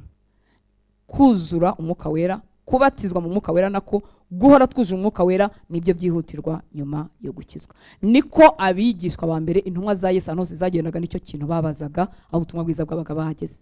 Bababazaga niba babatijwe mu mwuka wera. Umwuka w'Imana atugirira imbabazi, atugarure mu ibi kubw'imbabazi. Ndumva ntazi kumuvuga mwuka wera uko bikwiriye, ariko mwuka wera wo kabyara ubasha kubibwira umutima wawe no gushyiramo inyota ihagije no kwisobanura nk'uko ari. Erega n'Imana sinamuvuga muziho gakeya n'ibyanditswe n'ibike muri nge, ariko yo kabyara kubw'imbabazi ze akora umurimo we mu mutima wawe nk'uko yakoze kwa Kornelio. Kornelio atazi umwuka wera, atazi n'ibyo ari byo, ariko umurimo w'Imana ntiwabujije gukoreka. Imana itugirira imbabazi. Ibyo byihutirwa mu byakozwe n'intumwa igice cya 19 umurongo wa 1 kugeza ku wa 7. Apolo ari Korinto, reka nihute. Apolo ari Korinto, Paulo anyura mu bihugu byo haruguru, asohora muri Efeso, asanga y'abigishwa bamwe, arababaza ati mwahawe umwuka wera mutangiye kwizera. Paulo ntiyahageze ngo avuge ngo ibimuga byarakize, abarwayi barakize, kandi mwibuke ko ibyo bintu byose byakorwaga n'amaboko ya Paulo, ndetse n'umwenda bakawumukozaho bagakira. Ariko ikintu cyihutirwa yagomba kubwira abakijijwe ni icyo ngicyo. Ese mwahawe umwuka wera mutangiye kwizera? Baramusubiza bati ntabwo twari twumva yuko umwuka wera yaje. Bari abantu beza kandi bari barakijijwe pe. Arabaza ati mwabatijwe mu batizo ki? Baramusubiza bati umubatizo wa Yohana. Paulo ati Yohana yabatije umubatizo wo kwihana, abwira abantu kwizera uzaza nyuma ye ari we Yesu. Babyumvise batyo babatizwa mu izina ry'umwami Yesu. Ibingi bijya bibamo impaka nyinshi nakwinjiramo none ahangaha. Ngo Paulo amaze kubarambikaho ibiganza, umwuka wera abazaho, bavuga izindi ndimi, barahanura. Abo bantu bose bari nka 12. Intumwa y'ibitangaza, intumwa yatwigishije ubuntu bw'Imana, intumwa yatwigishije ihawe n'umwuka w'Imana ko tudakizwa kubw'imirimo, yakoreshejwe ibitangaza n'ibimenyetso, ariko igeze ahantu abantu bakijijwe ahita babaza icyangombwa, ese mwahawe umwuka wera mumaze kwizera? Bati nta nubwo tuzi ko yaje. Kuko imitima yabo yari ikangutse, kuko imitima yabo yari inyotewe. N'umugaragu w'Imana asigiwe uko gusigwa, ariko bibuka ko umubatizo ari umwuka wera utanga, ni Data ubatiza, ni Kristo ubatiza. Hanyuma biraba, barabasengera, babarambika ibiganza, umwuka wera bazaho, bavuga izindi ndimi, barahanura. Ngo abo bantu bose bari nka 12. Imana itugire neza. Intumwa zirimo zitatana mu byakozwe n'intumwa, nako abizera barimo batatana, intumwa zo zasigaye buri Yerusalemu. Igihe tubyibeshyaho, ibyakozwe n'intumwa 8:14 kugeza kuri 17. Ngo nuko intumwa zari Yerusalemu zumvise yuko abasamariya bemeye ijambo ry'Imana. Ni Filipo wari bashyiriye. Ngo nuko intumwa zari Yerusalemu zumvise yuko abasamariya bemeye ijambo ry'Imana, zibatumaho Petero na Yohana, intumwa muri make zijyayo. Ngo nabo basohoyeyo barabasabira ngo bahabwe umwuka wera. bizeye ariko ntibarahura n'uyu mubatizo. Bagezeyo barabasabira ngo bahabwe umwuka. Bari bazi ko aricyo cyonyine gikomeza bera, kizatuma itorero rigumaho, kizatuma abakijijwe babasha guca mu bihe byo kugeragezwa bari barimo. Bagezeyo barabasabira ngo bahabwe umwuka wera. Ndahamya ko bari bafite ibindi byifuzo, wenda kubaka itorero, wenda ubutabazi butandukanye, ariko itorero rya mbere cyatumye rigira imbaraga ryari ryizi kibanze kubizera. Umwuka wera tugarukeho.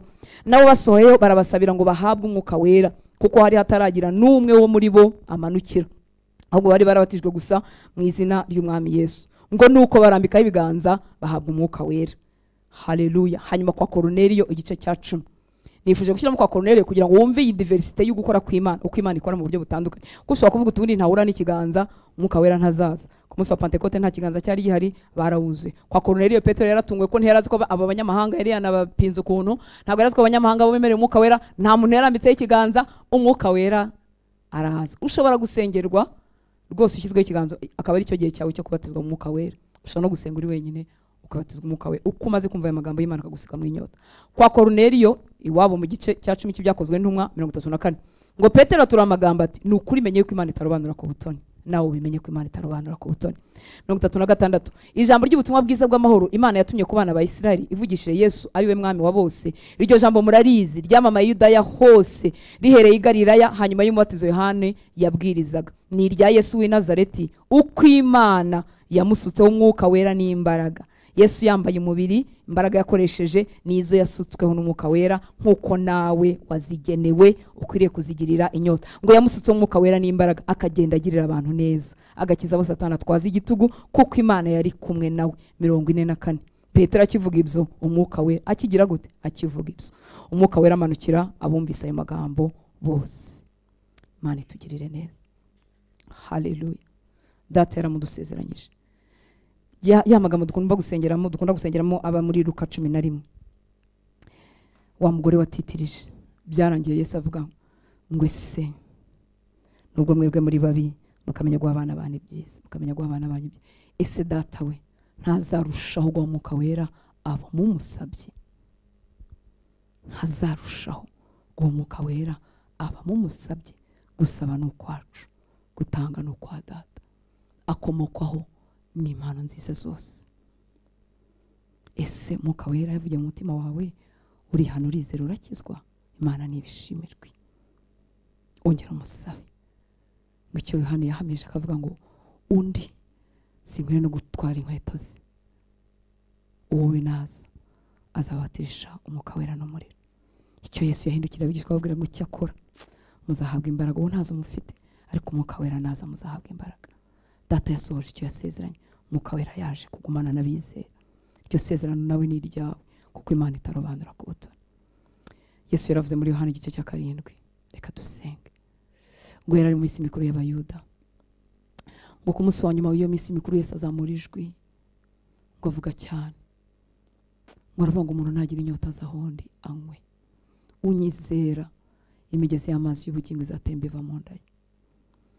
Hagakomeza hatubwira ngo kandi ibyo yabivuze abyerekeje ku mwuka wera uwo mwizera bendaga guhabwa, kuko icyo gihe Yesu yari atarahabwa ubwiza bwe. Umuntu ntagira inyota azahondi anywe. Twatangiye tuvuga ngo hahirwa abafite inzara n'inyota byo gutunganira Imana. Ni ukuri bazahazwa, bazahazwa, bazahazwa. Experience zo kuzura umwuka wera ku bantu nzijya zimera kimwe, ariko iteka bivumburwa mu gicaniro cy'amasengesho, bivumburwa mu buzima busenga. Wibuke marayika ajya kwa Koruneliyo yavuze ngo amasengesho yawe yabaye nk'inkingi, yabaye nk'urwibutso imbere y'Imana. Yarasengaga atazi ko umwuka wera yaje, atazi n'icyo akeneye, ariko hari amasengesho. Mu cyumba cyo hejuru bategereje, bari barimo gusenga. Abera benshi tuvuganye za experience zacu twasanga twari mu gusenga. Data w'imbabazi ashyira inyota yo gutunganira Imana mu mutima wawe, yatse igicaniro cy'amasengesho mu mutima wawe. Iyime abantu, iyime ibintu, iyime telefoni, iyime screen ziturangaza, iyime ugira ibihe byo gusenga wenyine. Bishyire muri gahunda zawe. Kubateza no kumwuka wera, ariko kwitanga ukava mu bantu, ukava mu muhanda, ukava mu birori bitarangira, ukava muri sociale zitarangira, n'ukwawe, n'ukwawe. mbabwire ko tutabereho kunezeza abantu bose, kuko tugiye kunezeza abantu bose ntabwo twabishobora. Abantu bose baza gushaka mu birori byabo, nibagira anniversaire ubuhari, nibashyingira abantu ubuhari, nibagira byose ubuhari. Nujya muri ibyo bintu byose ntuzagira umwanya wo kubana n'Imana. Uzakora ibi ni ngombwa, uzasenga Imana ikuyobore mu biri ngombwa. Niko ko abantu bamwe tuzabababaza, ariko nta choice dufite. Hari ibindi by'umumaro, hari ibindi by'ingenzi. Tekereza ushyize njya nkora liste y'abantu ngomba gusura ntibarangire, nkagerageza ngo reka mpere ku barwayi, reka mpere ku bagize ibyago, reka mpere, ntibarangire. Nshatse kuba umwana mwiza ngo nsura abantu bose tuziranye kandi mfite icyo ngomba, sinazagira umwanya wo kwihererana n'Imana. Uko niko kuri. Wemeye ubutumire bwose bwose bwose, nanjye nemeye ubutumire bwose bw'ivugabutumwa, sinazagira umwanya wo kwihererana n'Imana. Ni wowe we, kandi nta muntu ibyo bintu uzabigufashamo, ni wowe n'Imana. Nta muntu uzakubwira ngo gabanya. Cyereko wenda umuntu mwegeranye cyane kandi nawe asunitswe n'umwuka w'Imana, yakubwira ati ufite uruzerero rwinshi, ukunda ibirori cyane, uhora muri ibi niba, urakabije. Uzabana n'Imana ryari? None twebwe turacyafite umwanya muri biriya bihugu bene wacu bagiyemo by'Iburayi n'iby'Amerika n'ibyahehe hose. Bamwe barakora akazi k'amasaha menshi kuko akeneye kugura inzu, akeneye gufasha bene wabo yasize muri Afrika, akeneye ako kazi kakamubana kenshi, akongera amasaha, akongera za overtime, agakora na weekend n'amajoro kugira ngo arebe ko yabona amafaranga yo gukemura ibibazo. Ariko hari ikintu kiri kugucika nshuti y'Imana niba unyumva. Nuharanira gukemura ibintu byose mu buryo bw'amafaranga, uzatakaza cya kindi Yesu yabwiye Marita. Aramubwira ngo Mariya yakurushije guhita umugabane mwiza atazakwa. Kuko amafaranga ushobora kuyabona ariko ugatakaza. Kira Dawidi yarimo kuvuga ngo ntunkureho umwuka wawe wera. Umunezero w'agakiza, usabane n'umwuka wera, ntibigira icyo byaringanizwa nacyo. Reka tumuzamurire amaboko, tumusukire imitima. Tujye gusenga akanya gato gusa ku mwanya wagiye neza ko turi busenge. Wowe ukomeze kugira ibihe byo gusenga, umusabe. Data ntarobanura ku butoni kandi arabishaka. Arashaka itorero rifite imbaraga, arashaka abera bakomere mu byo bizeye, arashaka abera bahujwe n'Imana yabaremeye, arashaka abera bujujwe ubushizi bw'amanga, badatinya Satani, badatinya ibyago n'amakuba, badatinya ibyo Satani abakangije. Kwibutse ko ikintu cyose utinya aricyo Satani aza gukangisha. Kandi si ibyo twigira, ntitwikomeza, ahubwo dukomezwa n'umwuka w'Imana muri twe. Ntitwihangana bya kinyarwanda, twihanganishwa n'umwuka w'Imana muri twe. Adutuza hejuru y'ibihe, natwe twakebuka tuvuga yiye ninjye warenze hariya. Ubuntu bw'Imana bwarashoboje, ntatayibaba nk'uko mu kinyarwanda bavuga. Ngifite umunezero w'agakiza. Data, turabahungu n'abakobwa bafite inzara n'inyota byo kugutunganira. Turabahungu n'abakobwa bifuza ubuzima bwawe muri twe, bifuza ubuzima bwawe kuri twe.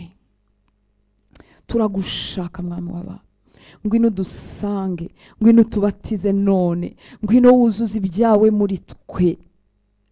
Ibyagushavuzaga mwuka wera byose biri muri twe, tubigusabiye imbabazi. Turashaka ubuzima bushya, turashaka imbaraga zawe muri twe, turashaka ubuzima butunganiye Imana, turashaka ubuzima buryoheye mwuka wera muri twe. Tubabarira ibyo byose byashabuje umwuka wera muri twebwe, tubabarira ibitotsi byo mwuka byadusinzirije, igicano cy'amasengesho kizima muri twebwe, ukabura aho dukura, tukabura aho duhurira. Tugarukeho watsa amasengesho muri twe, igicano cy'amasengesho cyongere cyake kugira ngo twongere duhure nawe, utubatize mwami. Bye kuba amagambo dusoma, bye kuba ubuzima bw'abandi, ahubwo bihinduka ubuzima bwacu. Teza inyota uyu muhungu n'uyu mukobwa barimo bankurikira, akure mu masaha ye, agira umwanya wo kuba ku ruhande kugira ngo yongere asabe, yongere asabe. Reka wari warasabye ngo kumva ntarimo guhabwa, ahabwa imbaraga zo kongera gusaba, kuko niho watubwiye ngo dusabe, dukomange, dushake.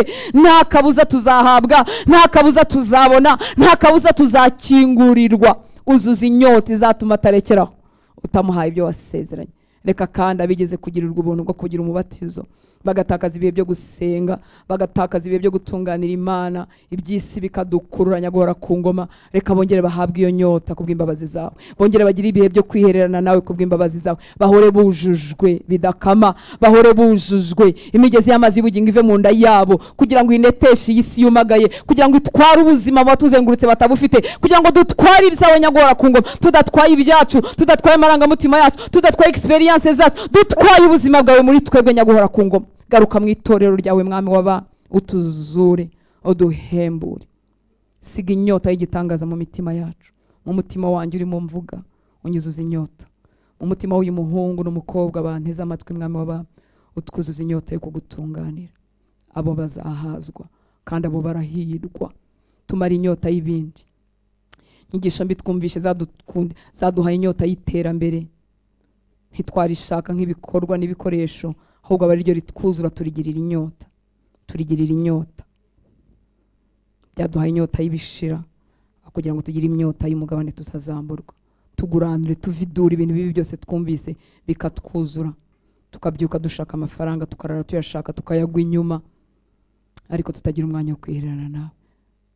Tugakunda iby'isi, tukajarajana, ntitugire ko ari ikibazo, tukarangara no mu byitwa nk'ibimeze nk'umurimo wawe, ariko ari umuruho n'uruzerero, tutagira umwanya wo kwihererana nawe. Uramutse watubaza icyo twakuyemo ntitube twakibona, kandi tugakomeza ibintu bitagira umumaro bikaduhindukira nk'akarasisi. Ngwino tugarukeho kubw'imbabazi zawe. Ndagushimira abahungu n'abakobwa bafashe uyu mwanya wose muremure tukabana mu ijambo ryawe. Ubaha umugisha, ubabatize, ubuzuze,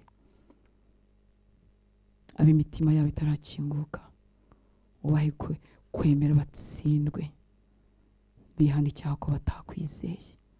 Ndagushimira mwami w'aba, utwuzuza ibyawe, wongere utwihishurire birushijeho, kugira ngo natwe tukuvuge nk'uko uri. Urakoze. Umugisha wawe ku itorero ry'u Rwanda, umugisha wawe kubera bagushaka hirya no hino, umugisha wawe ku gihugu cyacu no ku buyobozi bwacyo. Ubwenge bwawe bubakoreremo ibyo ushaka bibi wacu. Urakoze papa, icyubahiro cyose nikikugarukire, mu izina rya Yesu dusenze, amen. Mwami abaho umugisha cyane.